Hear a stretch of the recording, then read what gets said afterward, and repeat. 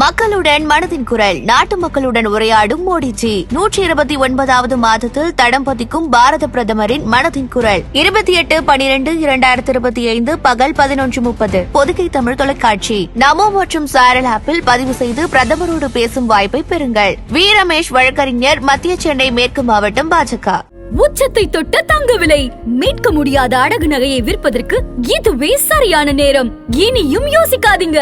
உங்க தங்க நகைய அதிக விலைக்கு விற்க சிறந்த வழி prime gold hub. 9840551787. No compromise. உங்க சைடுலயும் எங்க சைடுலயும். It's a GT promise. GT Holidays, South India's #1 travel brand. Sir, ஈரோட்ல விஜய் சொதப்பிட்டாரா? ஏமாற்றம் அளித்து விட்டார். நான் ட்ரெஸ் அயன் பண்ணி ரெடி ஆகிறதுக்குள்ள விஜயை தவிர மற்ற எல்லா நிர்வாகிகளும் பேசி முடிச்சிட்டாங்க. அவர்கள் பேச்சிலும் சரி, விஜய் பேச்சிலும் சரி, இவர்கள் எல்லாருக்குமே ஒரு பிரச்சனை என்ன இருக்குன்னா, இவர்கள் எல்லோருமே எலைட் பாலிடிக்ஸ் பண்றாங்க. திமுக தான் தமிழ்நாட்டில் வந்து ஆளுங்கட்சியா இருக்காங்க, அவர்களை தான் நாங்கள் வந்து எதிர்ப்போம். களத்திலே இல்லாதவங்க நாங்கள் வந்து எதிர்க்க வேண்டிய கட்டாயம் எங்களுக்கு இல்லைங்கிறாரு. ஸோ அதிமுக அப்படி சொல்றாரா? நான் கேட்குறேன், நீங்கள் தைரியமான ஆள் தானே? NDA உடன் கூட்டணி இல்லை சொல்லுங்க சார். அதான் சொல்லிட்டாரே சார், அரசியல் எதிரி யாரு? திமுக. கொள்கை எதிரி யாரு? பாஜக. NDA கூட கூட்டணி கிடையாது அறிவிக்க வேண்டியதானே? தைரியம் இல்லையா சார் விஜய்? தைரியம் இல்லை, இப்போ வரைக்கும் பேசிட்டு இருக்கிறாங்க. திமுக ஒரு தீய சக்தி, தாவேகா ஒரு தூய சக்திங்கிறாரு. தீய சக்தின்றாருல, அதெல்லாம் மீமாக்கி விட்டுருவாங்க. ஜெயலலிதா தீய சக்தின்னு சொல்றாங்கன்னா, அவங்க கட்சியில இருந்த அதிமுக வந்து ஒரு மறைமுகமாக ஒரு தூரத்து சொந்தமாக பொண்ணு கொடுத்து பொண்ணு எடுத்தால் கூட அவர் கண்டோம், கட்சியை விட்டு நீக்கிடுவாங்க. அதை கொஞ்சம் நம்ம ஏதாவது பண்ணுவீங்களா? நீங்கள் திமுக அவரோட உறவில் தான் இருக்காரு. எம்ஜிஆரும் அண்ணாவையும் பயன்படுத்தினால் என்ன தப்புன்றார். கூச்சமே இல்லாமல் வாடகைக்கு எடுக்கிறீங்கன்னு நான் சொல்கிறேன். ஏங்க, அவங்க திராவிட கட்சிங்க, நீங்கள் அதை எடுத்து தானே வந்திருக்கீங்க. இவர்கள் வீழ்த்த பண்ணணும் தானே வந்திருக்கீங்க. அப்புறம் எப்படி அவங்கள வாடகைக்கு எடுக்கிறீங்க? இல்லை, திமுக இருந்து முக்கியமான புள்ளி யாராவது போயிட்டாங்கன்னு வச்சுக்கோங்களேன், டக்குன்னு கலைஞர் பாக்கெட்டில் வச்சுப்பாரு. கலைஞரை பயன்படுத்துவோம் என்ன நீ என்ன கேட்குற அப்படின்னுவாரு. அரசியல் கட்சி தொடங்கிட்டு இந்த வடிவேல் படத்தில் தூங்கிட்டு இருப்பாங்களா ஹோட்டலில், சாருக்கு ஒரு ஊத்தாப்பம் பார்சல்னு. இப்போ விஜய் இன்னைக்கு பேசுறதுலாம் என்னன்னா, நானே சும்மா வந்து இது பண்ணிட்டு 10 நிமிஷம் பேசுகிறேன், அங்கே போகிறேன், இது பேசுகிறேன், என்ன வந்துட்டு அரசியல் பேசலன்ற. அதுவும் செங்கோட்டை நீங்கள் ஒரு 1/2 மணி நேரம் பேசணும்னு கோரிக்கை வச்சிருப்பாரு. கெஞ்சிருப்பார். ஓகே தம்பி, 1/2 மணி நேரமாவது பேசுங்க. ரொம்ப வாயை விட்டுருக்கேன், சாதாரண வாயை விடல. நீ வந்து சப்ஜெக்ட் பேசுறியா, அதுக்கு ரிலேட்டடாக ஏதாவது சொல்ல வரியா, அதுக்கு வெளியே போயிட்டேன்னா மறுபடியும் சப்ஜெக்டுக்குள்ளே வரணும். அப்போ இது கலைஞர்லாம் நீங்கள் பார்த்தீங்கன்னா வரும், அப்படி சொல்லிட்டு அப்படியே போவார். இதை நான் எதற்காக சொல்கிறேன் என்றாலும் சொல்லிட்டு ஒன்று ஜாயின் பண்ணுவார். இது ரொம்ப முக்கியம் பேச்சாளருக்கு. அப்போ உங்களுக்கு அந்த பயிற்சி இல்லை, 2.5 வருஷமாக நீங்கள் அதை எடுத்துக்கவும் இல்லை. விமர்சனங்கள் பார்த்து சொல்லிட்டீங்க, நான் 10 நிமிஷம் பேசுகிறேன்னு சொல்கிறீங்க, நான் எவ்வளோ நேரம் பேசுகிறேன் உனக்கு என்ன அப்படின்றீங்க. இதெல்லாம் நம்ம 10 நிமிஷம் பேசுகிறீங்கன்ற விமர்சனத்தை நீங்கள் 1/2 மணி நேரம் பேசினா போய்டும், அந்த விமர்சனம் காண போயிடும். டாஸ்மார்க்கு எதிராக பேசுறதுல உங்களுக்கு என்னங்க பிரச்சனை இருக்குது? போதை மருந்துக்கு எதிராக ஏங்க பேசவே மாட்டேங்கிறீங்க, ஏங்க வாயை திறக்க மாட்டேங்கிறீங்க? கடைசி படத்தில் போதை மருந்து விற்றீங்களா, அதனாலயா? ஒரே ஒரு வரலாறு நடந்திருக்குது, எந்த பிரச்சனையும் இல்லாமல் ஒரு போயிருக்காரு வந்துட்டு. ஆமாம், ஒரே ஒருத்தர் மட்டும் தான் மேலே ஏறியிருக்கான், மற்றபடி இல்லை சார். அதுக்கப்புறம் போகும்போது 2 பேர் ஆக்சிடென்ட் ஆயிருக்கு, பார்க்குறோன்னு போய் ஒரு சம்பவம் பண்ணிட்டாங்களா. ஆதனையர்களுக்கு அன்பு வணக்கம். இன்று நம்மோடு மூத்த பத்திரிகையாளர் திருமிகு அப்துல் முத்தலீஃப் அவர்கள் இருந்துள்ளார். வணக்கம் முத்தலீஃப் சார். வணக்கம். நலமா இருக்கீங்களா சார்? நல்லா இருக்கேன் சார். ஈரோட்டில் விஜயமங்கலத்தில் விஜய் பேசியிருக்காரு. பல இடங்களில் ஒரு 10 நிமிஷம் 5 நிமிஷம் 10 நிமிஷம் 11 நிமிஷம் தான் பேசுகிறாருங்கிற ஒரு குற்றச்சாட்டை எல்லாருமே வச்சுருந்தாங்க. இந்த ஸ்பீச் வந்து ஒரு 35 நிமிஷத்துக்கு மேலே விஜய் பேசியிருக்காரு. விஜயுடைய ஸ்பீச்சிலேருந்து பேச்சிலேருந்து டேக்அவேவாக நாம் என்ன எடுத்துக்கணும்? நானும் பல தலைவருடைய பேச்சை பார்த்துருக்கேன், என்னாலேயே வந்து புரிஞ்சுக்க முடியல. என்ன பேசியிருக்காரு, என்ன கலெக்டிவாக பேசியிருக்காரு அப்படிங்கிறத வந்து என்னாலேயே புரிஞ்சுக்க முடியல. எனக்கு தெரியல, உங்கள் எக்ஸ்பீரியன்ஸுக்கு அது விஜய் பேச்சில் இருந்து நீங்கள் என்ன டேக்அவேவாக எடுத்துக்கிறீங்க? பொதுவாக ஒரு மக்கள் பிரச்சனையை பேசுகிறாங்க வச்சுக்கோங்க, ஏன் நம்மளால் எடுத்துக்க முடியல, விஜய் பேச்சில் எடுத்துக்க முடியல? இதே மற்றவர்கள் பேசுனாங்கன்னா டக்குன்னு நமக்கு உள்வாங்க முடியுதுன்னா என்ன காரணம்னா, பேச்சில் ஒரு தொடர்ச்சி இருக்கும். ஒரு பிரச்சனையை ஒருத்தவங்க புரிஞ்சுக்கிட்டாங்கன்னா அவங்க அதை கனெக்ட் பண்ணி பேசுவாங்க. ஒரு விஷயம், அதுக்கடுத்த ஒரு விஷயம், அதுக்கடுத்த ஒரு விஷயம் கனெக்ட் பண்ணும் பொழுது நமக்கும் அது தொடர்ச்சியாக இருக்கும். இவர்கள் எல்லாருக்குமே நான் இப்படி ட்ரெஸ் அயன் பண்ணி ரெடி ஆகிறதுக்குள்ளே விஜயை தவிர மற்ற எல்லா நிர்வாகிகளும் பேசி முடிச்சிட்டாங்க. 2 நிமிஷம் பேசி முடிச்சிட்டாங்க, அவ்வளோதான். அவர்கள் பேச்சிலும் சரி, விஜய் பேச்சிலும் சரி, இவர்கள் எல்லாருக்குமே ஒரு பிரச்சனை என்ன இருக்குன்னா, இவர்கள் எல்லோரும் எலைட் பாலிடிக்ஸ். ஒரு கோர்வையா இல்ல சார், அதுதான் என்னத்தை சொல்ல எடுத்துக்கிறதுனே தெரியல. அதான் சொல்ல வரேன், இவர்கள் எல்லோருமே எலைட் பாலிடிக்ஸ் பண்ணுறாங்க. ஒரு திடீர்னு ஒரு திரைத்துறையில் இருக்கிற ஒரு நடிகையை நீங்கள் பார்த்துருப்பீங்களா, அவங்களுக்கு பேச்சே வராது. நான் சென்னையில் பார்த்தீங்கன்னா மோசமாக இருக்குது, இன்றைக்கி மக்கள் கஷ்டப்படுறாங்க, அப்படி இருக்காங்க அப்படின்ட்டு வேறு எதுக்காக ஊருக்கு போயிடுவாங்க. மறுபடியும் அங்கேருந்து அப்படியே பேசிட்டு வேற ஒரு சப்ஜெக்ட் ஆவாங்க. இன்றைக்கி நாயெல்லாம் பிடிக்கணும்னு சொல்கிறாங்க, நாய்கள் வந்து மக்களை கடிக்குது, இது இன்றைக்கி பார்த்தீங்கன்னா விலைவாசி அப்படி இருக்குது, பால் கூட கிடைக்க மாட்டேங்குது, இப்படி தான் சுற்றுவாங்க. ஏன்னா நீங்கள் நல்ல எக்ஸ்பர்ட் யாராக இருப்பாங்கன்னா, ஒரு பகுதியில் போய் ஒரு பிரச்சனை தண்ணி தேங்கிருக்குது, அந்த பகுதி மக்களை கேட்டிங்கன்னா கடன்னு பேசுவாங்க. இந்த மாதிரி இருக்குது, இந்த மாதிரி இருக்குது, போன கவர்மெண்ட் வந்தாங்க, இவங்க இது பண்ணாங்க, இந்த இடத்துல பாருங்கள், அந்த தெரு பண்ணோம், இங்கே மழைநீர் வடிகால் போட்டு மேடை ஏற்றிட்டாங்க, இங்கே தண்ணி இப்படி வந்துச்சுன்னு பேசுவாங்க. நமக்கு தெரியும், ஏன்னா அவன் பிரச்சனையில் இருக்கிறான், அவன் பிரச்சனையை பேசுவான். ஒரு தொழிற்சங்க தலைவர் போய் கேட்டிங்கன்னா அடுக்கடுக்காக சொல்லுவார், என்னென்ன பிரச்சனை இருக்குது, தொழிலாளர் என்னென்ன பாதிக்கப்பட்டிருக்காங்க, இந்த திட்டங்கள் கொண்டு வந்தனால இந்த மாதிரி பாதிப்பு இதுன்னு பேசுவாங்க. இதையே ஒரு ஆளை வெளியிலேருந்து கொண்டு போய் அவங்க பிரச்சனையை பேசுனா ஒன்றும் தெரியாது. அப்போ முதல்ல நம்ம வந்து எலைட் அரசியல் பண்ணுறோன்றத தாவேகாவினர் புரிஞ்சுக்கணும். ஓகே, ஏன் சொல்கிறேன்னா, ஆதவர்ஜுனம் எடுத்திங்கன்னா அவர் ஒன்றும் கிளை கழகத்தில் அங்கெல்லாம் செயல்பட்டு படிப்படியாக மேலே வந்தவர் கிடையாது. வசதியாக வாழ்ந்து தான் வசதியாக தான் வந்திருக்காரு. அவர் வேணால் சொல்லலாம் நான் ரொம்ப கஷ்டப்பட்டாதுன்னு. அந்த காலங்கள் வேறு, அவர் ஒன்றும் எம்ஜிஆர் கிடையாது. எம்ஜிஆர்னால் கஷ்டப்பட்டதை மறக்காமல் அந்த இதை ஃபாலோ பண்ணவர். ரெண்டாவது அருண்ராஜ், அவரும் ஒரு விவசாய குடும்பம், ஒரு கட்டத்துக்கு மேலே அவரும் அந்த எலைட் இதில் தான் வந்தவர். அவருக்கும் ஒரு ஆஃபீஸராக ஒர்க் பண்ண காலத்தினால கடைசி ஒரு 10-15 வருஷம் அப்படி தானே இருந்திருப்பார். ஆமாம். அப்போ அவர் மக்கள் பிரச்சனையை படித்தாரா புரிஞ்சாரான்றதெல்லாம் இருக்காது. அப்போ அவருக்கு அந்த பிரச்சனை இருக்குது. நிர்மல்குமாருக்கும் அதே தான். அப்போ புஷிக்கு சொல்லவே வேணாம், அவருக்கு தெரிஞ்சதெல்லாம் டிக்கெட் எப்படி, படம் ரிலீஸ் எப்படி, இட்டாந்து போனோம், அந்த மாதிரி மேட்ரு, அவ்வளோதான். அப்போ இவர்கள் எல்லோருக்குமே இது எல்லாமே புதுசு. இதோடு சேர்த்து Vijay born with silver spoon, அவர் வந்ததுலேருந்தே ஒரு நினைவு தெரிஞ்சனால இருந்தால் வசதியான வாழ்க்கை தான். ஒரு 4-5 வயசு இருக்கும்போது அவர் அசிஸ்டன்ட் டைரக்டராக கஷ்டப்பட்டு இருந்தார். அதுக்கு பிறகுலாம் நீங்கள் அவர் வாழ்க்கைலாம் வேறு. அப்போ அந்த இது இப்போ இவர்கள் எல்லாருக்குமே இது தெரியாதுன்றது தவறு கிடையாது. ஆனால் தெரிஞ்சிக்காமல் இருக்கிறது தவறு. கட்சி ஆரம்பிச்சிட்டிங்க, ஹோட்டல் வைக்க ஆரம்பிச்சிட்டிங்க. ஹோட்டல் வைக்கிறீங்கன்னா, இப்போ நீங்கள் நானும் ஹோட்டலுக்கு போகிறோம், ஒரு உடுப்பி ஹோட்டல் போகிறோம் காலையிலனா, ஒரு 5 மணிக்கு போய் டிஃபன் சாப்பிட போகிறோம்னா, ஒரு 5-6 மணிக்கு திறந்துருவாங்க வச்சுங்களேன். இட்லி கொடுப்பா, என்னப்பா இருக்குது அப்படின்வோம். சார் இட்லி, வடை, பொங்கல், சப்பாத்தி, பூரி எல்லாம் இருக்குது சார் அப்படின்னோன்னா, 2 இட்லி முதல்ல கொண்டு வாப்பா ஏதோ ஒன்று. ஆனால் இந்த இட்லி, வடை, பொங்கல், பூரி, சப்பாத்தி, இந்த மாதிரி பல ஐட்டங்கள் தயாரிக்கிறதுக்கு அவர்கள் எடுத்துக்கிற நேரம் பார்த்தீங்கன்னா காலையில் 4 மணிலேருந்து 3 மணி கூட சொல்லலாம். காய்கறி மார்க்கெட்டுக்கு போய் காய்கறி வாங்கிட்டு வரதுக்கு ஒரு டீம் போய் வாங்கிட்டு வரோம், ஒரு டீமு மளிகை சாமான் வாங்கிட்டு வரோம், ஒரு டீமு உட்காந்துக்க வந்த காய்கறியெல்லாம் பிரித்து வெட்டுறது, எல்லாத்துக்கும் பிரித்து தனித்தனியாக வெட்டுறது, ஒரு டீமு சமையலில் இட்லி ஒன்று ஊற்றும், சட்டி ஒன்று செய்யும், பொங்கல் ஒன்று செய்யும், இப்படி ஒரு டீமு ரெடியாகி ஹோட்டலில் க்ளீன் பண்ணி வச்சுருப்பாங்க, இன்னொரு டீமு சப்ளைக்கு ரெடியாகி வரும். இதெல்லாம் முடிஞ்ச அப்புறம் தான் நம்ம அந்த ஹோட்டலை பார்ப்போம். இதுதான் அரசியல் கட்சியும். அரசியல் கட்சி தொடங்கிட்டு இந்த வடிவேல் படத்தில் தூங்கிட்டு இருப்பாங்களா ஹோட்டலில், சாருக்கு ஒரு ஊத்தாப்பம் பார்சல்னு, அவன் என்ன சொல்லி அடிப்பான் வடிவேலை, ஹோட்டல் டுபாக்கூர், நாங்களே பொழுது போலன்னு ஹோட்டல் திறந்து வச்சு பார்த்துருந்தா இங்கே வந்து எங்களை டிஸ்டர்ப் பண்ணுறேன்னு அடிப்பான். ஆமாம், கரெக்டா?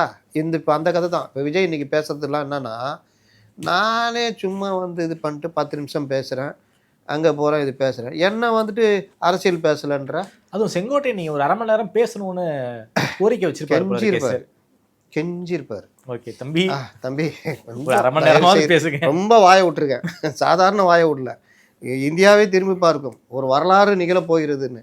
இப்போ நாளைக்கெல்லாம் கேட்பான் மைக்கை போட்டு, சார் என்ன சார் வரலாறு நிகழ்ந்தது சொல்லுங்கள் சார் அப்படின்னு. ஒரே ஒரு வரலாறு நடந்திருக்குது, எந்த பிரச்சனையும் இல்லாமல் அவர் போயிருக்காரு வந்துட்டு.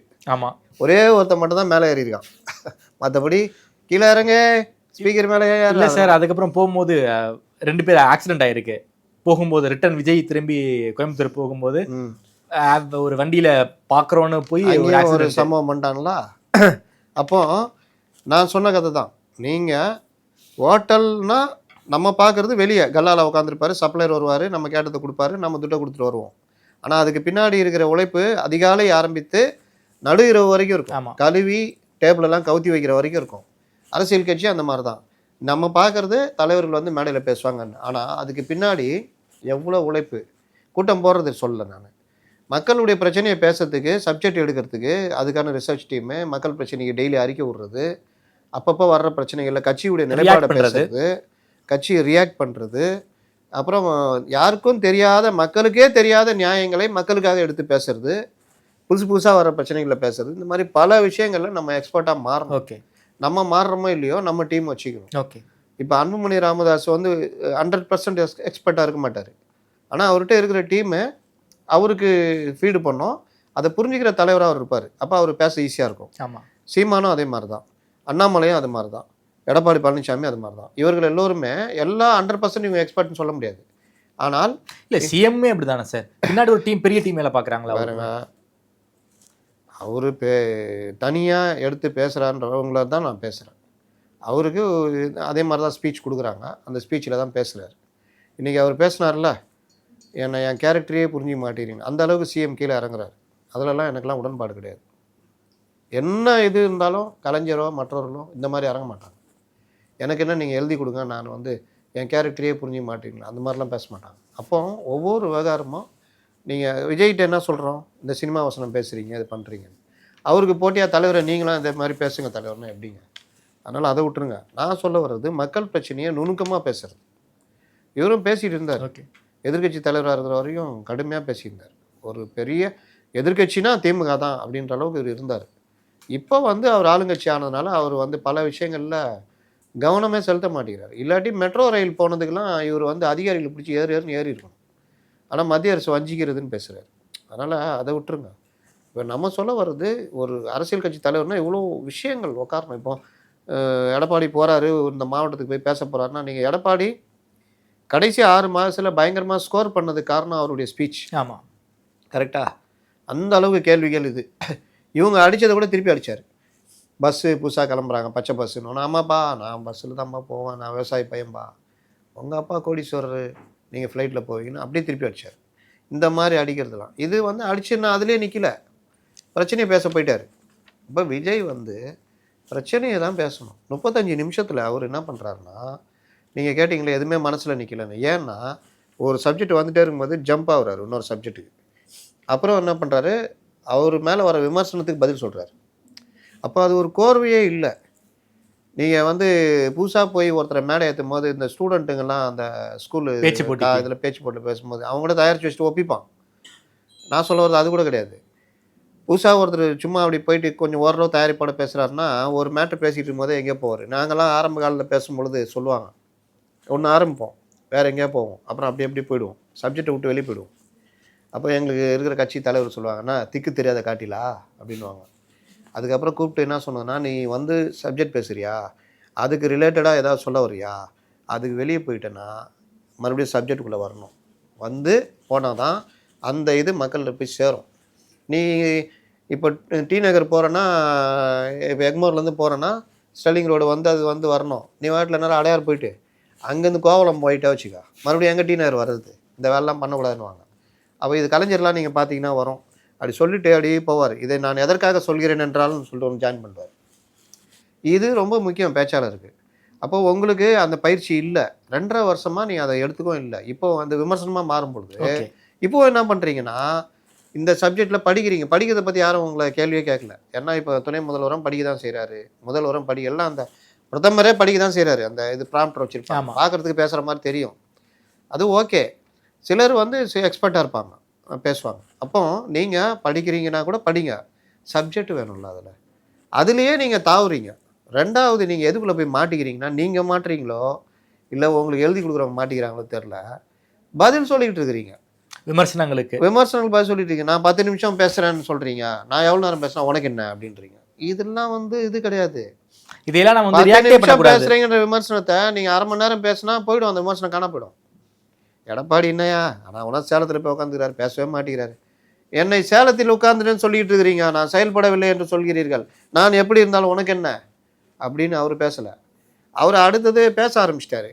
உடனே ஃபயராக இருக்காருயா முன்னோட அப்படின்னு போதா, அதுதான் உங்களுக்கு பதில். உங்களுடைய பதில் என்னன்னா செயல் தான் பதில்.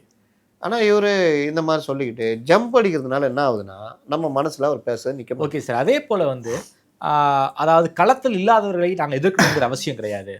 அதாவது திமுக தான் தமிழ்நாட்டில் வந்து ஆளுங்கட்சியாக இருக்காங்க, அவர்களை தான் நாங்கள் வந்து எதிர்ப்போம், களத்திலே இல்லாதவங்க நாங்கள் வந்து எதிர்க்க வேண்டிய கட்டாயம் எங்களுக்கு இல்லைங்கிறாரு. ஸோ அதிமுக அப்படி சொல்றாரு. அது மட்டும் இல்லாமல் நீ வந்து எம்ஜிஆரை யூஸ் பண்ணக்கூடாது, அண்ணாவை யூஸ் பண்ணக்கூடாது, ஏன் புலம்புறீங்க, ஏன் அழுவுறீங்க அப்படின்னு கேட்குறாரு. அண்ணாவும் சரி எம்ஜிஆரும் சரி அவங்க தமிழ்நாட்டுக்கு ஒரு பொதுவான தலைவர்கள், அவங்கள நாங்கள் யூஸ் பண்ணுவோம், இதுக்கு எதுக்கு நீங்கள் அழுவுறீங்க அப்படின்னு திமுகவையும் சொல்றாரு, அதிமுகவும் சொல்றாரு. எப்படி பார்க்குறீங்க? அது மட்டும் அதாவது இவர் முதல்ல சொன்னீங்களே, என்ன சொன்னீங்க முதல்ல? அதாவது ஆட்சியில் இருக்கிறவங்க தான் இல்லாதவர்களே நாங்கள் ஏன் விமர்சிக்கணும்னு நான் கேட்குறேன். நீங்கள் தைரியமான ஆள் தானே? நான் உங்களோட தைரியத்தையே நீங்கள் இமயமலை அளவுக்கு நீங்கள் ஒப்பிட்டுக்கிறீங்க. சொல்லுங்கள், என்டிஏ உடன் கூட்டணி இல்லை, அதுவும் தானே விமர்சனம்.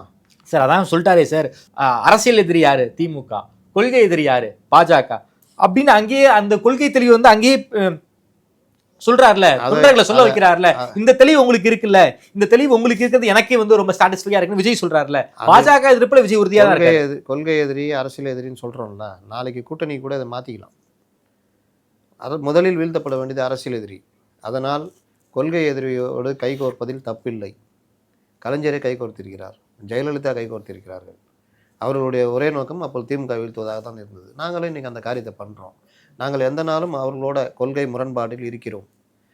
நீங்கள் கைகோர்ப்பது அதிமுகவுடன் தான், இப்படிலாம் சொல்லிக்கலாம் நாளைக்கு. நான் கேட்குறது என்னென்னா, என்டிஏவோட கூட்டணி இல்லை, ஒன்றை வீழ்த்த தான் நான் வந்திருக்கேன். திமுக கூட்டணியை, இந்த அரசை வீழ்த்த தான் நான் வந்திருக்கிறேன். இந்த போரில் எல்லோரும் சொல்கிறீங்க நான் வந்து பாஜகவுடைய பி டீம், பாஜகவோட போகிறேன், அதெல்லாம் கூட்டணின்னு கிடையவே கிடையாது. நான் இப்போ சொல்கிறேன், ஒரே நேரத்தில் நான் என்டிஏவையும் எதிர்க்கிறோம், திமுகவும் எதிர்க்கிறோம். இங்கே ஆளுகின்ற கட்சி திமுக என்பதால் திமுக வீழ்த்துவது எங்கள் முதல் லட்சியம். அதுக்காக என்டிஏவோட கை கொடுப்பவர்கள்லாம் கிடையாது. என்டிஏ கூட கூட்டணி கிடையாது, அறிவிக்க வேண்டியதானே. தைரியம் இல்லையா சார் விஜய்க்கு? தைரியம் இல்லை, இப்போ வரைக்கும் பேசிகிட்டு இருக்கிறாங்க. என்டிஏ கூடயா? இப்போ வரைக்கும் பேசிகிட்டு இருக்கிறாங்க சார். என்ன சார் சொல்கிறீங்க? இப்போ வரைக்கும் பேசிகிட்டு இருக்கிறாங்க. கரூர் சம்பவத்திலிருந்து இப்போ வரைக்கும் பேசிக்கிட்டு இருக்காங்க. இப்போ வரைக்கும் பேசிகிட்டு இருக்கிறாங்க. இப்போ வரைக்கும் அவங்கள்ட்ட ஒரு டைலமா இருந்துகிட்டே இருக்குது. சரி, எப்போ வேணாலும் அது மாறலாம். ஏன்னா கட்சிக்குள்ளே 1000 பிரச்சனை ஓடிட்டே இருக்குது. இந்த பிரச்சனையோடு கொண்டு போய் தேர்தலை எப்படி சந்திக்க போகிறோன்ற தயக்கம். அப்படி என்ன சார் கட்சிக்குள்ளே பிரச்சனை இருக்குது? புஷி ஆனந்த் ஒரு பக்கம், புஷி ஆனந்த் தான் பவர், அவர் தான் மாவட்ட செயலாளரை நியமிச்சது. இப்போ அவர் நியமித்த நீங்கள் ரொம்ப சிம்பிள் சொல்கிறேன் பாருங்கள். பாலாஜி மாவட்ட செயலாளர் ஈரோடு, தருமபுரி மாவட்ட செயலாளர், எல்லாம் ஒன்றா இருந்தவங்க தான். ஓகே, ஒன்றிணைந்த மாவட்டத்தில் கட்சி பண்ணி கலக்க பண்ணி மன்ற பண்ணின்னு இருந்து அப்புறம் மாவட்ட செயலாளர். அப்புறம் மாவட்டம் பிரிக்கும் போது தருமபுரிக்கு ஒரு ஆளை போடுறாங்க. அதுலேயே ஈகோ, நம்ம கூட இருந்தவன் நமக்கு இணையாக மாவட்ட செயலாளர் ஆகுறதா. அதேமாரி அவன் ஏதோ வச்சு வந்துடுறான். அவனும் புஷியானந்த ஆள் தான். அவன் புஷியானந்து மாலை போட வர்றான். அங்கே பிரச்சனை ஆகுது. பக்கத்து மாவட்டம். என்ன காரணம்? ஈகோ. மாலையை போட்டோன்னே இவர் அந்த இது பண்ணி திருப்பி போடுறாரு. அவன் மாலையை தூக்கி எறிகிறான். அவங்களுக்குள்ள பொதுமக்கள் மத்தியில் மீடியாக்கள் எதிரிலேயே சண்டை நடக்குது, 2 மாவட்ட செயலாளர். இல்லை, திமுகவில் கூட சண்டையெல்லாம் மாவட்ட செயலாளருக்கு சண்டை ஈகோலாம் இருக்கும். ஆனால் கேமராவில் காட்டிக்க மாட்டாங்க. கேமரா பார்க்கணுங்கிற காஷியஸை கொஞ்சம் இருக்கும். ஒன்று இப்போ தங்க தமிழ் செல்வனுங்க மகாராஜனுங்க நடந்தது மேடையில். ஆமாம், அது கூட அவர் வந்தவர், அவர் தங்க தமிழ் செல்வன். அதுதான் பிரதான காரணம். இங்கே அப்படி இல்லை. வாடா போடா, என்ன போடான்ற, நீ என்ன ஏன் போடான்னு, நீ டா போட்டால் நானும் டா போடுவேன், அந்த அளவுக்கு போகுது. பொதுச் செயலாளர் எதிரிலேயே. அப்போ இவர்களுக்குள்ள அந்த ஈகோ ஒரு பக்கம் தனியாக ஓடுதுன்னு வச்சுக்கிட்டாலும், இன்னொரு பக்கம் கடுமையாக வேலை பார்த்து புறக்கணிக்கப்பட்டவர் இருக்காங்கல்ல, அவங்க மத்தியில் ஒரு பெரிய கோபம் இருக்குது. இந்த கோபத்தோட ஆதவ அர்ஜுனா தனியாக தனக்கான ஒரு டீம் உருவாக்கிட்டு இருக்காரு. அவருக்கு என்னன்னா, அவர் தான் பிரதானமாக என்டிஏ பக்கம் போகாமல் தடுக்கிறதுல முக்கியமான ஆளாக இருக்கார். ஏன்னா நாளைக்கே ஏதோ தோல்வியோ இல்லை இது விஜய் எதிர்பார்த்த வெற்றியோ கிடைக்கலன்னா, விஜய் நான் நடிக்க போகிறேன்னு போயிட்டாருன்னா இவ்வளோ பெரிய இளைஞர் கூட்டம் தனக்கு கீழே வரும்னு அவர் நம்புறாரு. ஓகே, ஆதவ அர்ஜுனா கட்சியை நம்ம கொண்டு வந்துடலான்னு. ஏன்னா சார்லஸ் மாதிரி பணம் இருக்கிறது மேட்டர் இல்லை, தொண்டர்கள் வேணும். அந்த தொண்டர்கள் எளிதாக விஜய் மூலிமா கிடைக்கிறாங்க. அப்போ விஜயை ஒதுங்கிட்டா கூட நம்ம டேக் ஓவர் பண்ணிக்கலாம். இது எல்லாமே நினைப்புலாம் வந்து பொழப்பாகுமான்றதெல்லாம் சொல்ல முடியாது. காலம்தான் அதுக்கு பதில் சொல்லும். ஓகே, அப்போ இந்த மாதிரி இது இருக்கும்போது புஷிக்கும் ஆதவுக்குமே ஆரம்பத்துலேருந்தே ஒரு இது பிரச்சனை போயிட்டு இருக்கு. ஜான் வந்து அங்கேயான நேரத்துக்கு ஏற்ற மாதிரி இயங்குற ஆள். அப்போ புஷிக்கு எதிராகவும் இதுக்கு எதிராகவும் இயங்குறாங்க. இந்த பிரச்சனை இப்போ செங்கோட்டையன் வந்த பிறகு எல்லாம் என்ன நினைக்கிறாங்கன்னா, செங்கோட்டையன் மூலிமா நம்ம காரியம் சாதிச்சிக்கலாம் அப்படின்னு செங்கோட்டையனை வந்து பலிகடாகிறதுக்கு முன்னாடி செங்கோட்டையனை பின்பற்றி நிற்கிறாங்க. ஓகே, இது புஷிக்கும் கோபத்தை கொடுக்குது. செங்கோட்டையன் வருகை புஷிக்கு பிடிக்கல தான். ஆமாம், வேற என்ன. அப்போ ஏங்க பல தலைவர்கள் வருகாமல் தடுத்தார். இவர் தலைமறைவாக இருந்த காலத்தில் பேசி ஒப்புதல் வாங்கி வர வைக்கப்பட்டவர் தான் செங்கோட்டையன். அது இல்லாமல் வேறு வேறு வகையில் அசைன்மெண்ட் கொடுத்து உள்ளே வர வைக்கப்பட்டிருக்காரு. அதனால் அதை வந்து பெரிய பிரச்சனையாக பார்க்குறாங்க. இந்த இது எல்லாம் சேர்ந்து தான் இவர்களுக்குள்ளேயே இந்த பிரச்சனை ஓடுது. ஈகோ. இப்போது புஷிக்கு எதிரான ஆதாரங்களை திரட்டி விஜய்கிட்ட கொடுக்கலான்னு ஒரு டீம் இறங்கியிருக்குது. சரி, இது எல்லாம் அதாவது பொறுப்பாளர்கள்கிட்ட காசு வாங்கிட்டு நான் சொல்ல மாட்டேன். புஷிக்கு எதிரான ஆதாரங்கள்னா அது பல விஷயங்கள் இருக்கும். அப்போ இந்த மாதிரி விவகாரங்கள் எல்லாம் அந்த கட்சிக்குள்ளே பெரிய பிரச்சனையாக போய்கிட்டு இருக்கு. இது ஒரு பக்கம் போய்கிட்டு இருக்குன்னா புறக்கணிக்கப்பட்டவர்களில் டிஎம்கே அப்ரோச் பண்ணிட்டு இருக்கிறாங்க. ஓ, அது அவங்களுடைய வேலை தானே. டிவி கேபிள் புறக்கணிக்கப்பட்டவர்கள். ஆமாம், நான் உடைச்சா நல்லது தானே. ஏன்பா கஷ்டப்படுற? உனக்கு தான் அங்கே மரியாதை இல்லை, நீ வா. என்ன பண்ணுற? என்ன பிஸ்னஸ் பண்ணுறியா? வா, நல்லா பண்ணித்தரோம், வா. அப்போ இந்த மாதிரி ஒரு பக்கம் ஒர்க் பண்ணுறாங்க. நீங்கள் சொல்கிறாருல, எங்களை உடைக்க பார்க்கிறார்கள் முடக்க பார்க்கிறாங்க. உண்மைதான். அதனால தான் இல்லாட்டி எப்படி சொல்லுவார். ஓகே. ரெண்டாவது வேட்பாளர் தேர்வுலாம் இருக்குல்ல, அதுலலாம் உடைப்பாங்க. இன்னும் அடுத்தடுத்து சம்பவங்கள், தரமான சம்பவம்லாம் இருக்குது தாவேக்காக்கு. அப்போ இந்த மாதிரி விவகாரங்களில் கவனம் செலுத்துறது ஒன்றுனா, பொலிட்டிக்கலாக நீங்கள் போய் பேசுகிறது இந்த விட்டுட்டு மற்ற விஷயங்களை பேசுகிறாரு இவர். இன்னொன்று, இந்த குழப்பங்கள்லாம் ஒரு பக்கம் ஓடிக்கிட்டு இருக்குல்ல, இதில் நம்ம என்ன பண்ணலாம்? 234 என்ன பண்ண போகிறோம்? பணத்துக்கு என்ன பண்ண போகிறோம்? நான் ஒன்று சொல்கிறேன். ஒரு தலைவர் தாவேக்கா ட்ரை பண்ணிவிட்டு முடியாமல் திமுகவுக்கு போனார். அவருக்கு ஃபண்டு பண்ணுற நிறுவனங்களில் கடந்த 10 நாளைக்கு முன்னாடி ரைடு போச்சு. ஓகே. விஜய் அவருக்கும் இந்த தேர்தலில் அவர் பணத்தை எடுத்து போடுவார். அவருக்கும் சில நிறுவனங்கள் மற்றதெல்லாம் பண்ணோம். நீங்கள் ஒருவேளை நான் எல்லாரையும் நான் பார்த்துக்கிறேன்டாண்டு இறங்கினாங்கன்னா அதற்குரிய பலனை அவங்களும் அனுபவிப்பாங்க. அதை நோக்கி நகரும். ஓகே. இது எல்லாமே எல்லாரும் பண்ணதான். காங்கிரஸ் காலத்துலேருந்து எல்லாரும் பண்ணதான். அதை நோக்கியே நகரும். ஸோ விஜய் செலவு செய்கிறதுக்கு பணத்தை எடுக்க முடியாத அளவுக்கு பாஜக விளையாடுவாங்கன்னு சொல்ல வரீங்க? விஜய் செலவு செய்ய பணத்தை எடுக்க முடியாத அளவுக்குன்றதை விட விஜய்க்கான இது போவாங்கள்ல கம்பெனிகள் மற்ற நிறுவனங்கள்னு, அவர்களுடைய பல விஷயங்கள் நோண்டப்படும். அதுக்கு தான் சொல்கிறேன். ஏன் இப்போவே நம்ம செங்கோட்டையனுடைய பையன் நடத்துகிற காலேஜ் இதுவே கம்மியாக, ஆட்கள் சேர்றதே கம்மியாக, ஆனால் பெரிய லாபத்தில் போகுதுன்னு கண்டுபிடிச்சிருக்காங்க. ஓகே. ஆட்கள் சேர்க்கை கம்மி, நடத்துகிறதே ரொம்ப இதுவாக ஆட்கள் குறைவாக தான் அந்த காலேஜ் ரன் ஆகிட்டு இருக்குது. ஆனால் ப்ராஃபிட் மட்டும் எகுறுது அப்படின்னு. அப்போ என்னப்பா அதுன்னுவாங்க. அப்புறம் என்னன்னாங்க நாங்கள் அப்புறம் எங்கே நீ ஏடிஎம்கேல நம்ம அசைன்மெண்ட்டுக்கு ஏங்கண்ணா தாவேகாலம் மட்டும் நீ தலைவர் மாதிரி காமிச்சிட்டுனா என்ன அசைன்மெண்ட் சொல்லுங்கள் பண்ணிக்கலாம் என்ன இப்போ, அவ்வளோதான். அதனால் சாம பேதம் தானம் தண்டம் தான் அரசியல். இது அவங்கவுங்க தகுதிக்கு ஏற்ற மாதிரி செய்வாங்க. இதை தடுத்து இதை மீறி நிற்பதும் ஒரு அரசியல். இதை எம்ஜிஆர் பண்ணியிருக்காரு, விஜயகாந்த் பண்ணியிருக்காரு, ஜெயலலிதா பண்ணியிருக்காங்க, கலைஞர் பண்ணியிருக்காரு. அவங்கவுங்க காலத்தில் அனுபவிச்சிருக்காங்க, நஷ்டமும் அடைஞ்சிருக்காங்க, தடுத்து லாபமும் அடைஞ்சிருக்காங்க. அவர்கள் மற்றவர்களுக்கும் சம்பவம் பண்ணியிருக்காங்க, மற்றவர்களால் அவர்களும் சம்பவம் பண்ணப்பட்டிருக்கிறார்கள். இப்போ அதை நோக்கி வரலாறு திரும்பும். ஓகே. செங்கோட்டையன் சொன்ன வரலாறு திரும்பும். அதனால் இது எல்லாம் சேர்ந்து அரசியல். அதனால தான் நான் திரும்ப திரும்ப கேட்குறேன், நீங்கள் தைரியமாக சொல்லுங்கள். இன்னைக்கு கூட நான் இது பண்ணேன் உங்கள் பேச்சில், தைரியமாக நான் என்டிஏ கூட கூட்டணி இல்லைன்னு சொல்லுங்கள். நம்முடைய சித்தாந்த எதிரின்னு அருண்ராஜ் பேசுகிறார்ல, இவர்களுக்கெல்லாம் அது ஆசை. அருண்ராஜுக்கும் ஆதவார்ஜுனாக்கெல்லாம் ஆசை. ஆனால் கட்சியுடைய தலைவர் ஆசைப்படுறீங்களா? தைரியமாக அறிவிங்கன்ற. ஓகே. அதை அறிவிக்க மாட்டாங்க சார். அதுவும் இல்லாமல் எம்ஜிஆர் ஜெயலலிதா பாணியை விஜய் கையில் எடுத்திருக்காரு. அது திமுக தீய சக்தி. இது எம்ஜிஆர் அவர்களும் சொல்லியிருக்காங்க, ஜெயலலிதா அவர்களும் சொல்லியிருக்காங்க. அப்படி தான் அவங்களுடைய பிரச்சாரமே இருக்கும். அந்த வார்த்தையை விஜயும் யூஸ் பண்ணுறாரு. அதே போல் திமுக ஒரு தீய சக்தி, தாவேகா ஒரு தூய சக்திங்கிறாரு. தீய சக்தின்றார்ல, அதெல்லாம் மீமாக்கி விட்ருவாங்க. தலைவர் தீய சக்தின்னா ஜெயலலிதா சொல்கிற பாணி பார்த்துறீங்களா? திமுக ஒரு எம்ஜிஆர் தான் சொன்னார், ஜெயலலிதா இல்லை. எம்ஜிஆர் தான் முதல்ல தீய சக்தின்னு சொன்னார், அப்புறம் ஜெயலலிதா ஃபாலோ பண்ணாங்க. ஜெயலலிதா தீய சக்தின்னு சொல்கிறாங்கன்னா அவங்க கட்சியில் இருந்த அதிமுக ஒரு மறைமுகமாக ஒரு தூரத்து சொந்தமாக பொண்ணு கொடுத்து பொண்ணு எடுத்தால் கூட அவர் கண்டம், கட்சியை விட்டு நீக்கிடுவாங்க. அதை வச்சு நம்ம மேலே ஏதாவது பண்ணுவீங்களா? இன்றைக்கும் திமுக அவரோட உறவில் தான் இருக்கார், நல்ல ஃப்ரெண்ட்ஷிப்பில் தான் இருக்கார்.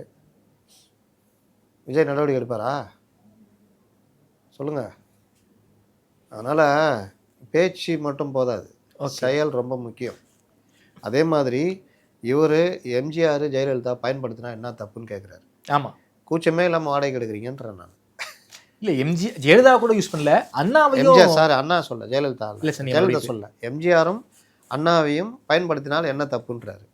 கூச்சமே இல்லாமல் வாடகை எடுக்கிறீங்கன்னு நான் சொல்கிறேன். ஏன்னா அண்ணா 2 கட்சிக்கும் சொந்தம், திமுகவுக்கு சொந்தம், அதிமுகவுக்கு சொந்தம். ஏங்க அவங்க திராவிட கட்சிங்க, நீங்க அதை எதிர்த்து தானே வந்திருக்கீங்க, இவர்கள் வீழ்த்த பண்ணணும் தானே வந்திருக்கீங்க. அப்புறம் எப்படி அவங்கள வாடகை கெடுக்குறீங்க நீங்க?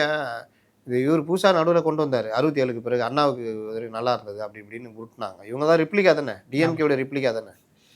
அப்போது நீங்கள் உங்களுடைய 50 தலைவர்கள் நீங்கள் சொன்னீங்க, ஒன்றும் போனி ஆகலை. ஏன்னா நீங்கள் எங்கே போய் அவனுக்கு என்ன கேட்டாலும் தெரியாது. யார் பார்த்து அஞ்சலி அம்மா வீரமங்கை வேலுநாச்சியார்னா தென் மாவட்டங்களில் தெரியும். அதை தாண்டி எங்கே நீ என்ன இது பண்ணியிருக்க? ரைட்டு, பெரியார், அண்ணா, பெரியார், காமராஜர், அம்பேத்கர், இது 3மே பொதுவான தலைவர். ஊரில் இருக்கிற எல்லாரும் நாளைக்கு கட்சி ஆரம்பித்தா கூட ஒருத்தன் சொல்லுவான் இதில் என்ன பெருசா அப்படின்னு போயிடும். அப்போது இங்கே யார் இன்றைக்கும் 38 வருஷம் ஆனாலும் எம்ஜிஆருடைய புகழை மறக்க முடியாது. அப்போது அண்ணா வந்து எம்ஜிஆர் வந்து அண்ணாவை வந்து பெரிய தலைவராக பார்த்தவர். இதை தான் கையில் எடுத்தால் தான் வேலைக்கு ஆகணும்னா இதை கையில் எடுத்தோன்னே விமர்சனம் வருது. அதுக்கும் வந்து பதில் சொல்லிட்டு இருக்காரு, நாங்கள் அப்படி தான் பயன்படுத்துவோம். நாளைக்கு கலைஞரின் ஜெயலலிதாவையும் பயன்படுத்துவார். இல்லை, திமுக முக்கியமான புள்ளி யாராவது போயிட்டாங்கன்னு வச்சுக்கோங்களேன், டக்குன்னு செங்கோட்டை மாதிரி கலைஞர் போட்டு பாக்கெட்டில் வச்சுப்பாரு. கலைஞரை பயன்படுத்துவோம் என்ன நீ என்ன கேட்குற அப்படின்னுவாரு. அப்புறம் ஜெயலலிதா படத்தை இவர் வச்சுட்டு சொல்ல முடியாது. இந்த பிரச்சாரத்தில் ஜெயலலிதா போல அப்படி இப்படின்ட்டாங்கன்னா ஜெயலலிதா பயன்படுத்துவோம் என்ன இப்போ அப்படின்னு சொன்னார்னா அதுவும் நம்ம ஒன்றும் சொல்கிறதுக்கு இல்லை. அதனால் இவர்கள் ஒரு 4க்கு 4 இந்த சின்ன பசங்க காலேஜ் பசங்க கதை மாதிரி நான் இதை பண்ணுவேன் அதை பண்ணுவேன், என்ன நீனா என்ன கேட்குறது, நான் அப்படி தான் பண்ணுவேன் அப்படின்ற மாதிரி தான் இவருடைய பேச்சுடைய 90% இதுவும் அப்படி. சார், ஈரோட்டில் விஜய் சொதப்பிட்டாரா?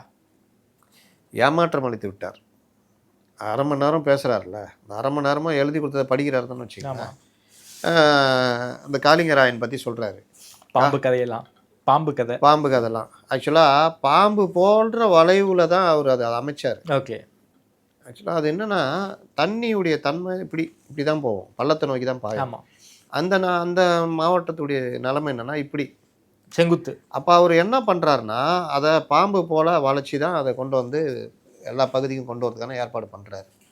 அது ஒரு பெரிய அறிவியல் பூர்வமான விஷயமா அந்த காலத்திலே பார்க்கப்பட்டது. அந்த காலத்துலேயே இவர் இந்த மாதிரி யோசித்து பண்ணியிருக்காங்களேன்னு.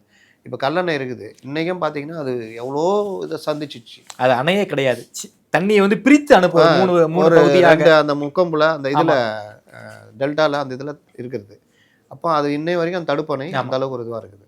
அந்த மாதிரி ஒரு வேந்து பார்க்கக்கூடிய விஷயம். நீங்கள் அதை பேசுனா என்னென்னவோ தயிர் அந்த பானை இந்த பானைன்னு பேசுகிறீங்க, மோர் பானை அதை வச்சு என்னமோ அவர் லிங்கா அணை கட்டுவார அந்த மாதிரி கொண்டு வந்துட்டாப்புல. நம்ம பென்னி குயிக் மாதிரி கொண்டு வந்துட்டாங்க. ஆக்சுவலாக அவர் காளிங்கன் வந்து எதில் ஃபேமஸ் ஆனார்னா இதுதான், அங்கே பண்ணவே முடியாதுன்றதை பண்ணி காமிச்சார்.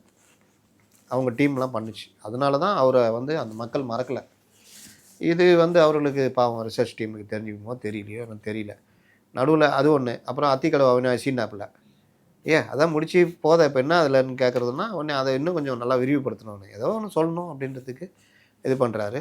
எம்ஜிஆர் ஜெயலலிதா கூட்டணி பற்றி பேசலை. என்னுடைய பிரச்சனை என்னென்னா, நீங்கள் இன்றைக்கி இருக்கிற சமகால பிரச்சனை திருப்பரங்குன்றத்தில் உங்கள் நிலைப்பாடு என்ன? உங்களுடைய நண்பிகள் திருநெல்வேலியில் கிளாஸ் ரூமில் 6 பேர் மாணவிகள் மது அருந்துறாங்க. 11 வகுப்பு மாணவர்கள் 10 பேர் சேர்ந்து +2 மாணவனை அடிச்சே கொள்கிறோம். மாணவர்கள் சேர்ந்து ஒரு அஸ்ஸாம் பெண்ணை இளஞ்சிறார்கள் பாலியல் பலாத்காரம் பண்ணுறாங்க. ஒரு கணவனை மனைவியே கொள்ளுது. குடும்ப வன்முறை, மது போதை. இது இப்படி மது போதை கலாச்சாரம் நண்பிகள் கொண்டு எல்லாரையும் சீரழிச்சிட்டு இருக்குது. பிரதான வருமானமாக கவர்மெண்ட் பார்க்குது. பப்பு போதை கலாச்சாரம் இதில் வந்து இளம் தலைமுறை தான் சீரழிகிறாங்க. பள்ளிகளில் வந்து பாதிப்பு வந்து சொல்ல முடியாது. நேற்று கூட செவுறு இடிஞ்சு ஒரு பையன் இறந்து போயிட்டான். இந்த மாதிரி பள்ளி மாணவி பாலியல் துன்புறுத்தலுக்கு ஆளாகி கட்ட பஞ்சாயத்து பண்ணுறாங்க. இது எல்லாம் உங்கள் நண்பி சம்மந்தப்பட்ட விஷயம் தானே, ஏன் பேச மாட்டேங்கிறீங்க? டாஸ்மார்க்கு எதிராக பேசுறதுல உங்களுக்கு என்னங்க பிரச்சனை இருக்குது? போதை மருந்துக்கு எதிராக ஏங்க பேசவே மாட்டேங்கிறீங்க? ஏங்க வாயை திறக்க மாட்டேங்கிறீங்க? கடைசி படத்தில் போதை மருந்து விற்றீங்களா? அதனாலயா? உங்களுடைய பார்வை எப்படி இருக்குது தெரியுதா? நீங்கள் நடிகராக வர்றீங்க, கடைசி 2-3 படமாவது நல்ல கேரக்டர் எடுக்கலான்னா அதுவும் கிடையாது. கோர புல்லு வச்சுக்கிட்டு வெள்ளை ஒயிட்டு கருப்பு சிவப்பு தாடி போட்டுக்கின்னு நீங்கள் போதை மருந்து விற்றுட்டு பாட்டு பாடிட்டு வர்றீங்க. அப்போ உங்களுக்கு என்ன பார்வை இருக்குது? இவங்க சொல்கிற எலைட்டு புரியுதா உங்களுக்கு? இவர்களுக்கு அடிப்படை பிரச்சனை பற்றிலாம் கவலையே கிடையாது. அதனால தான் இந்த மக்களை பாதிக்கிற விஷயம் ஒவ்வொரு குடும்பத்துலேயும் பாதிப்பு இருக்குங்க. மதுவால் ஏங்க ஒரு மனைவி கணவனை கொள்ளணும்னு என்னைக்காவது நினைப்பாளா? நடக்குதா தமிழ்நாட்டில்? நல்ல தங்கால அது இதெல்லாம் கதை சொல்லுவாங்களா? ஒரு பெண்ணுக்கு இலக்கணமாக பல சொல்லுவாங்க. இந்த தமிழகத்தில் தான் இதெல்லாம் நடக்குது. அதுக்கு அடிப்படை காரணமாக இருக்கிறது மது தானே. அப்பாவும் அம்மாவும் சேர்ந்து பையனை கொண்டாங்களா ஆவடியில் நடந்ததில்ல போன மாதம். மது தானே. இந்த மாதிரி கணவன் மனைவியை கொள்வது, மாமியார் மருமகனை கொள்வது, மருமகன் மாமியாரை கொள்வது, இந்த மாதிரி குடும்ப வன்முறைக்கு அடிப்படையாக இருக்கிறது என்னது? மதுதான். இவ்வளோ பிரச்சனைங்க நடுவில் குழந்தைகளுடைய கல்வி பாதிக்கப்படுதா இல்லையா? அந்த மனைவி ஜெயிலுக்கு போயிட்டாங்க, கணவன் செத்து போயிட்டார், கொலை செய்யப்பட்டார். அந்த குழந்தை அனாதை தானே. பேசுகிறீங்களா? இடைநிற்றல் பற்றி பேசுகிறீங்களா? எதை பற்றி நீங்கள் பேசுகிறீங்க? அப்போ இவர் அப்படி நீங்கள் சொன்னீங்களா மனசில் ஒட்டலன்னு, அது காரணம் என்ன? அப்படி வந்ததுக்கு அப்படி தூவிட்டு போகிறது. அண்ணன் செங்கோட்டையன் போல பலரும் தாவேக்காவில் இணைவதற்கு தயாராக இருக்காங்க, அவர்களெல்லாம் இணைவார்கள் அப்படின்னு பொடி வச்சு பேசியிருக்காரு. யார் சார் தாவேக்காவுக்கு போக ரொம்ப ஆர்வமாக இருக்கா? இதை எப்போத்துலேருந்து சொல்லிட்டு இருக்காங்க? செங்கோட்டையன் வந்ததில் செங்கோட்டையன் அந்த ஈரோடு கூட்டத்துக்கு முன்னாடி என்னங்க சொன்னார்? பலர் வந்து இணைய போகிறார்கள், நீங்கள் பார்க்க போகிறீர்கள், ஒரு பெரும் வரலாறு மாற்றம்லாம் நடக்க போகுது, பலரும் இணைய தயாராக இருக்காங்க, அவங்கள பற்றி நான் சொல்ல மாட்டேன், சொன்னால் அவங்கள வீட்டுக்குள்ளேயே வச்சு பூட்டிடுவாங்க. சொன்னாரா இல்லையா? ஈரோடு கூட்டத்தில் பலரும் வந்து இணைவாங்கன்னு. எங்கே இணைஞ்சாங்க? இப்படி தான் உருட்டுறது. வருவாங்க. டிடிவிக்கும் செங்கோட்டையனுக்கு என்ன வேலைன்னா அது உண்டு. நாங்கள் பாருங்கள், அப்படி வருவாங்க, இப்படி வருவாங்க, இப்படி பண்ணுறோம், அப்படி பண்ணோம், ஊட்டினே இருக்கிறது. கடைசி வரைக்கும் ஒன்றுமே நடக்காது. இல்லாட்டி இந்த கீழே குறைந்தபட்சம் ஒரு 50-100 பேர் இந்த கொண்டு வந்து சேர்ப்பாங்களா, அது கூட நடக்கலை பாருங்கள். மாற்று கட்சியில் இணைந்தார்கள்னு. அதனால் இதுக்கு மேலே செங்கோட்டையன் ஒன்றும் இல்லைன்னு தெரிஞ்சு போச்சு. இப்போ புஷி இனிமேல் ஆரம்பிப்பார். அண்ணா நான் சொன்னேன் நீங்கள் கேட்கல அப்படின்ட்டு ஆரம்பிப்பாங்க. செங்கோட்டையனுடைய ரியல் வேல்யூ என்னன்னு எல்லாருக்குமே தெரிய ஆரம்பிச்சிடும். இப்போ அருண்ராஜ் ஆதவுக்கெலாம் ஐயோ நம்ம தப்புன்ட்டுமேன்றதுல மறுபடியும் புர்ராஸ் நம்ம புஷி ஆனந்துன்னு போவாங்க. இது எல்லாம் நடக்கும். இந்த குழப்பத்தோடு தான் இவங்க தேர்தலை சந்திக்க போகிறாங்க. இன்னும் 4 மாதம் இருக்குது சார். 4 மாதத்தில் எலெக்ஷன். என்ன மைண்ட் செட்டில் இருக்காங்க? ஒன்றும் இல்லை. என்ன சார் இப்படி சொல்கிறீங்க? விவேக்கை கேட்பாங்களா, அவங்களெலாம் இவ்வளோ பேர் வந்து என்ன பண்ண போகிறீங்க, உங்களுக்குலாம் எதாவது பண்ணுனா இல்லை, அவ்வளோதான் அவங்களுக்கும். அதனால் இவ்வளோ நாள் எதாவது பண்ணுமா, அவ்வளோதான். செங்கோட்டையன் வந்தோன்னா இந்த பத்திரிகைகள் தான் நாங்கள் ஊதி பெருசாக்குச்சு. அவரும் மைக்க போட்டோன்னா வரலாறு திரும்ப போகிறது, நீங்கள் பாருங்கள், ஒரு மிகப்பெரிய மாற்றத்தை உருவாக்க போகிறாருன்னு 15 நிமிஷம் எக்ஸ்ட்ரா பேசினார். எப்போ 20 நிமிஷத்தில் முடிச்சிருவாரு, நீங்கள் 35 நிமிஷம் முடிச்சிருக்காரு. 20 நிமிஷம் கூட சார், 10 நிமிஷத்தையே முடிச்சிருவாரு. இன்னைக்கு கூட ஒரு 25 நிமிஷம் எக்ஸ்ட்ரா பேசியிருக்காரு. 35 நிமிஷம் பேசியிருக்காரு. அது செங்கோட்டையன் கொஞ்சம் கெஞ்சி கேட்டிருப்பாரு, வாயெல்லாம் விட்டங்க, கொஞ்சம் ஒரு 1/2 மணி நேரம் பேசுங்க பாவம். அது என்னங்க அந்த கூட்டத்தெல்லாம் உச்சவெளியே நடத்துகிறாங்க? ஏன் ஒரு 4 மணிக்கு நடத்தினா அவங்க 6 மணிலேருந்து காத்து கிடக்குறாங்க. தடி அடி வாங்கிட்டு அதை வாங்கிட்டு சோறு தண்ணி இல்லாமல் உச்சி வெயிலில் 12 மணிக்கு ஆரம்பிக்கிறீங்க பேசுறதுக்கு. நான் சொல்கிறேன், ஒரு இயல்பான மனநிலை கூட அவன் கேட்பானா? இல்லாட்டி உங்களை பார்க்க தானே வந்திருக்கான். உச்சி வெயிலில் ஒரு பஸ் மேலே ஏறி நிற்கிறீங்க, யாருக்கு என்ன தெரியும் அவங்கள?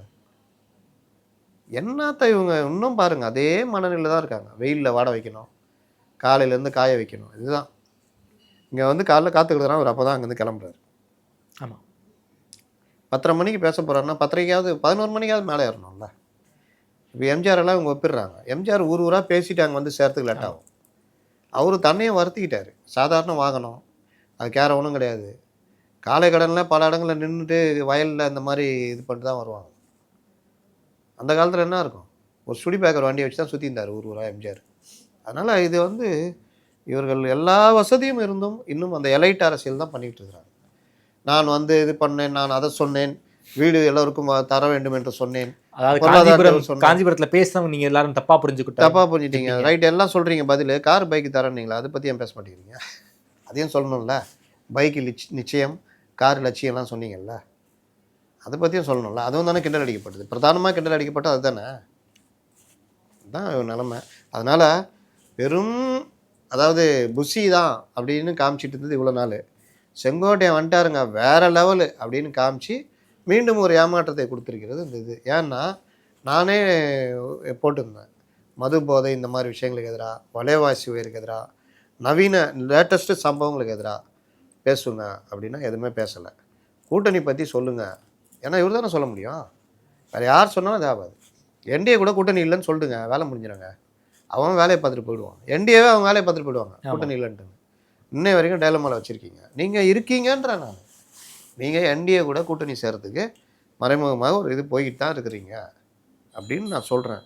என்னை திட்டுறாங்கல்ல, அது என்டிஏ கூட போயிட சொன்னார்னு. உண்மை தான். இப்போவும் யாரோ பேசிட்டு தான் இருக்கிறாங்க. அவர்களுக்கு அந்த தயக்கம் இருந்துக்கிட்டே இருக்குது, நம்ம தனியாக நிற்க முடியுமா சிக்கலான்னு. ஒரு நாள் விஜய் முடிவு எடுத்துட்டாருன்னா, அட போயா சும்மா நீ சொல்கிறதெல்லாம் கேட்டுக்கிட்டு யார் உட்காந்து கஷ்டப்பட சொல்கிற, 234 தொகுதி எவன் செலவு பண்ணுறது? எல்லாம் இதுவா? முடியாது. கூப்பிட்டு அவரை 45 தொகுதி தரேன்னாங்க, கூட ஒரு 5 சீட்டு கேட்டு நிற்போம், இதான் நடக்கும். ஓகே சார், நன்றி சார். குறிப்பாக விஜயனுடைய இந்த விஜயமங்கலம் ஈரோடு விஜயமங்கலம் பேச்சு பற்றி நம்முடைய பார்வை ரொம்ப விரிவாக வச்சிருக்கீங்க. நேரம் கொடுத்து பேசி நன்றி. நன்றி.